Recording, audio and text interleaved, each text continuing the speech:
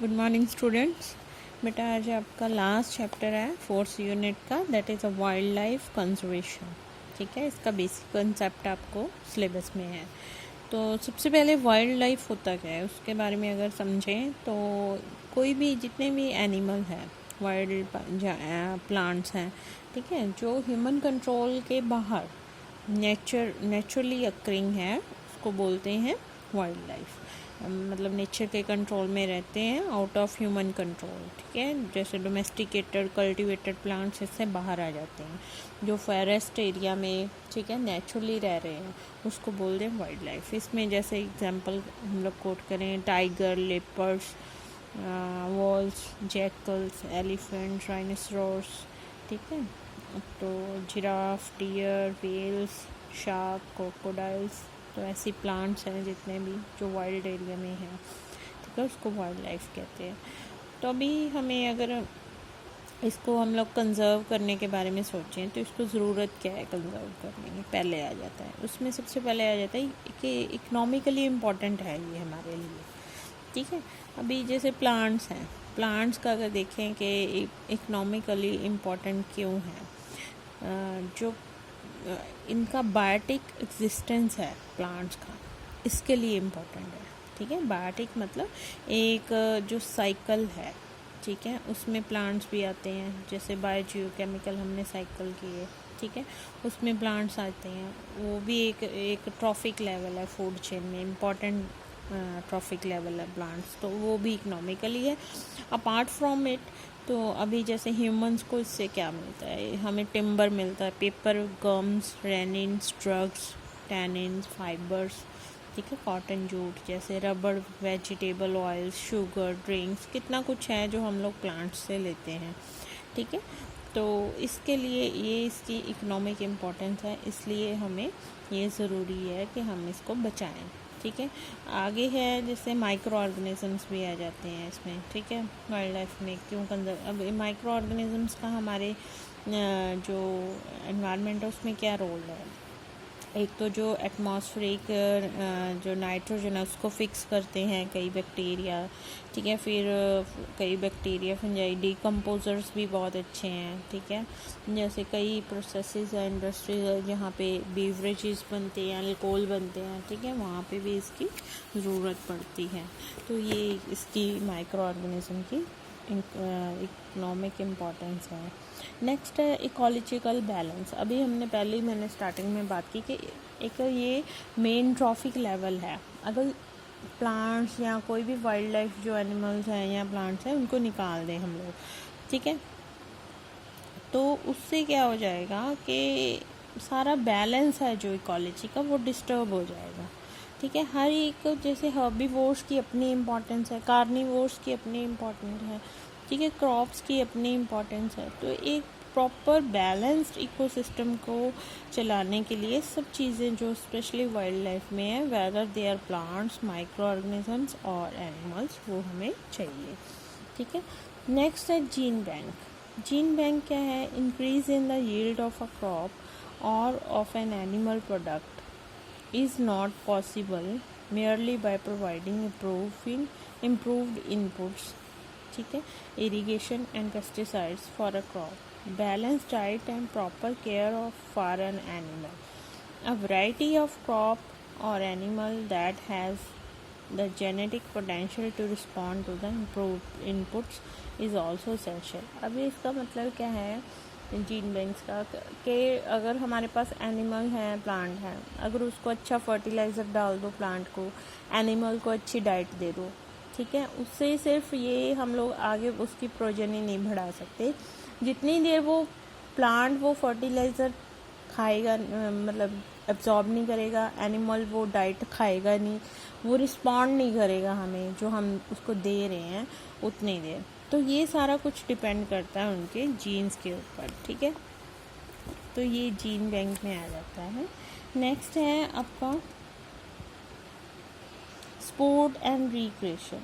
अभी जैसे कई एनिमल्स हैं, ठीक है, अभी स्पोर्ट्स में कई एनिमल्स के पार्ट्स यूज़ होते हैं। ठीक है, कुछ जैसे लेदर बॉल्स होती हैं, ठीक है, स्पोर्ट्स बनाने के लिए। तो कई ज़ूलॉजिकल पार्क्स हैं, ठीक है, एक्वेरिया है, तो वो क्या है, रिक्रिएशन या ऐसे गार्डन्स वगैरह हैं, नेशनल पार्क, सेंचुरी, वो रिक्रिएशन के लिए या स्पोर्ट्स के लिए वैसे दिखाने के लिए ज़ू वगैरह बनाए होते हैं, तो वो भी इसकी इम्पोर्टेंस है वाइल्ड लाइफ की। साइंटिफिक वैल्यू में क्या है, स्टडी करने में, ठीक है, मेडिकल रिसर्च पर्पसेस में ये यूज़ होते हैं। एस्थेटिक वैल्यू क्या है, हमारे अभी स्पेशली इंडिया में तो इसको काफ़ी माना जाता है कि जो ग्रीन फॉरेस्ट है या बर्ड सॉन्ग्स हैं, कलरफुल बटरफ्लाइज हैं, उनकी अपनी इम्पोर्टेंस है, ठीक है, उनका एक अपना ही ऑरा होता है हर चीज़ का, मैग्निफिसेंट जैसे क्रिएचर्स होते हैं, तो एस्थेटिक वैल्यू भी है, भी हमें वो अच्छी लगती है देखने को कई चीज़ें। कल्चरल वैल्यू भी है, कल्चरल वैल्यू के हमारे रिचुअल्स हैं, उसमें हमारे कई पोइट हैं वो नेचर को, है ना, डेडिकेट करते हैं अपनी पोइम्स, कई सॉन्ग्स हैं, इवन वीडियोस भी आजकल कई नेचुरल प्लेसेस पे वाइल्ड लाइफ में ही शूट करते हैं, तो कल्चरल भी, हमारा कल्चर भी उसमें दिखता है जो हमारे वाइल्ड लाइफ है उसमें, ठीक है। तो ये तो है इसकी इम्पोर्टेंस, इसलिए इन सब चीज़ों के कारण हमने अपना जो फ्लोरा एंड फौना है इन द वाइल्ड एरियाज़ में, वहाँ उसको बचाना है। अभी यहाँ पे एक आ रहा है आपका term extinction of wild species. Extinction तक का मतलब क्या है, extinction in biology refers to disappearance of a species from earth when its last surviving member die, मतलब कि ख़त्म हो रहा है, वो कोई स्पीशीज़ है, कोई एनिमल है, उसकी बस एक आधी मतलब वो रह गया है नंबर, अदरवाइज़ वो सब मर गए हैं, ठीक है, डाई हो गए हैं, वो डिसअपीयर हो गए हैं अर्थ से, पूरी धरती पे, और उसके जैसा एक आधा ही एनिमल होएगा, उसको बोलते हैं एक्सटिंक्शन, ख़त्म हो जाना टोटली। तो अभी कॉजेज़ क्या हैं किसी भी एनिमल या किसी स्पीशीज़ के, क्या कारण है कि वो ख़त्म हो गई, तो वो हम लोग आज डिस्कस कर रहे हैं। फर्स्ट है हंटिंग, जब पहले राजा महाराजा का टाइम था, ठीक है, अभी भी चलती है, कई लोग शौक के लिए शिकार करते थे, ठीक है, तो उसमें बहुत सारी एनिमल स्पीशीज़ हैं बेटा जो किल की गई, हंट की गई, ठीक है, फॉर द प्लेजर ओनली। अभी पीछे सलमान खान ने भी एक ब्लू बक था शायद, ठीक है, उसको मारा था ड्यूरिंग देयर मूवी शूटिंग, तो उसके लिए काफ़ी लंबा केस भी चला था, ठीक है। जैसे ओवर फिशिंग भी होता है फूड के लिए, फूड इंडस्ट्रीज़ सी में से निकालती रहती हैं, ओवर फिशिंग करती हैं, तो कई फिशेस की स्पीशीज़ ऐसे ख़त्म हो जाती हैं। अभी यहाँ पे ओवर हंटिंग की वजह से एक डोडो था, ठीक है, यूनिक बर्ड था, वो ख़त्म हो गया, ठीक है, तो ऐसे करके बहुत सारे और भी चीता है, वो भी ख़त्म होने की कगार पे है just because of the over hunting. फिर आगे नेक्स्ट कारण है क्यों ख़त्म हो रही हैं स्पीशीज़, एक तो हंटिंग था, नेक्स्ट है फॉरेस्ट फायर्स। अभी ऑस्ट्रेलिया, न्यूजीलैंड में देखो आप, गर्मियों में क्या वहाँ पे फॉरेस्ट फायर्स हो जाते हैं, तो उसमें कई झुंड के झुंड जल जाते हैं, ठीक है, एनिमल्स के, वो नेचुरल फिनोमेना है, तो उसके कारण भी ख़त्म हो रही है। Destruction of habitats, destruction of habitat बहुत बड़ा कारण है। अभी उसके अंदर आ जाता है डेवलपमेंटल वर्क, जैसे ह्यूमन क्या है, अभी नेचुरल जो एरियाज़ हैं उसको काट के फॉरेस्ट्री वहाँ पे भी अपनी बिल्डिंग्स बना रहा है, ठीक है, डिफॉरेस्टेशन भी हो रही है, साथ में बिल्डिंग्स बन रही है, उनका नेस्टिंग भी ख़त्म हो रहा है एनिमल्स का, ठीक है।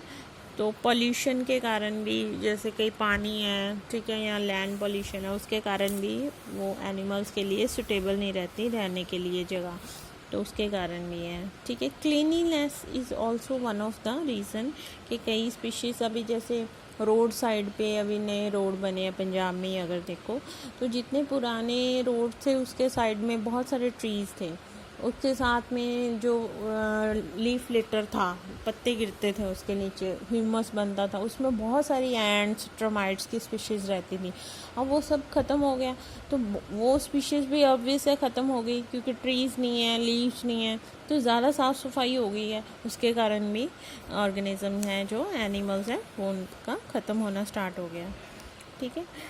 इंट्रोडक्शन ऑफ एक्जॉटिक स्पीशीज़, ये भी एक बहुत बड़ा कारण है कि बाहर से कोई ना कोई जो स्पीशीज़ हैं, जैसे कोई एंट की आ गई, कॉकरोच की आ गई, उन्होंने क्या है उसका रिप्रोडक्टिव पोटेंशियल इतना ज़्यादा था कि उसने कंपटीशन दे दिया हमारी नेटिव स्पीशीज़ को, जो इंडिया की थी उसको इतना कंपटीशन दिया कि उसका नंबर कम हो गया इंडियन स्पीशीज़ का। और जो बाहर से आके यहाँ पे आई थी, जैसे कोई अफ्रीका से आई, कोई अमेरिका से कॉकरोच की स्पीशीज़ आई, वो क्या ज़्यादा हो गई। तो उसके कारण क्या है, अमेरिकन जैसे कॉकरोच है वो ज़्यादा हो गया, हमारा ख़त्म होना शुरू हो गया। तो ये भी एक कारण है। हाईवेज़ है, हाईवेज़ जैसे अभी मैंने बताया, अभी हमने पीछे डिस्कस किया, हाईवेज़ बनने के कारण भी बहुत सारे छोटे एनिमल्स जब बड़े एनिमल्स को नुकसान पहुंचता है, उनके हैबिटेट ख़त्म हो जाते हैं। ठीक है, फिर क्या है, lack of education. Lack of education में क्या है कि हमें पता ही नहीं है कौन सी स्पीशीज़ ख़त्म होती जा रही है, किसको हमने बचाना है, कोई बर्ड कम है या कोई एनिमल, लोगों को पता ही नहीं है। ठीक है, तो वो अवेयर ही नहीं है। तो उनको लिए अभी जैसे आजकल लोग थोड़ा सा जैसे वही सोशल मीडिया पे थोड़ा ट्रेंड चलने लगे हैं कि नेस्ट अब घरों में टांग रखे उन्होंने बर्ड्स के लिए। ठीक है, तो पानी रखते हैं बाहर उनके लिए, तो उससे पता चलता है कि थोड़ा बहुत अब लोग ध्यान देने लगे हैं, लेकिन स्टिल अभी भी इतना एजुकेशन या अवेयरनेस नहीं है लोगों को कि हमारे जो सराउंडिंग्स हैं उसमें कौन सा एनिमल कम हो रहा है या एक्सटिंक्शन की कगार पे है। तो वो सारी चीज़ें मैटर करती हैं।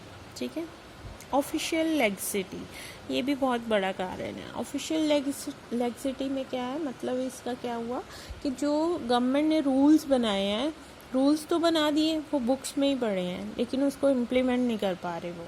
ठीक है, अभी जैसे सलमान खान है, उसने क्या किया था, जो एनिमल किल किया था वो इंडेंजर्ड स्पीशीज़ था।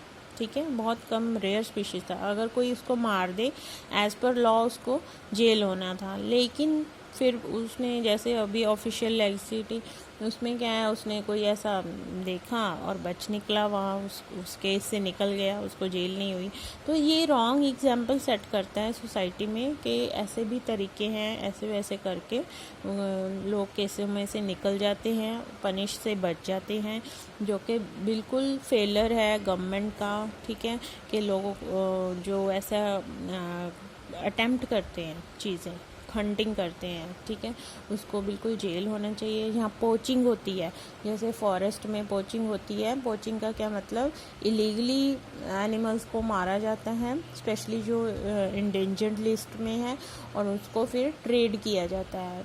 मतलब उसकी जो चीज़ें हैं, बॉडी पार्ट्स हैं, जैसे स्किन है या क्लॉज हैं, तो वो क्या है, ट्रेड करके एक कंट्री से दूसरे कंट्री भेजा जाता है। तो वो बहुत ही लीगल प्रोसेस है और वो काफ़ी हाई लेवल पे माफिया टाइप्स होते हैं, लेकिन वहाँ पे हमारे जो लॉ है वो फेल हो जाता है उन लोगों को रोकने के लिए, उन लोगों को पनिश करने के लिए।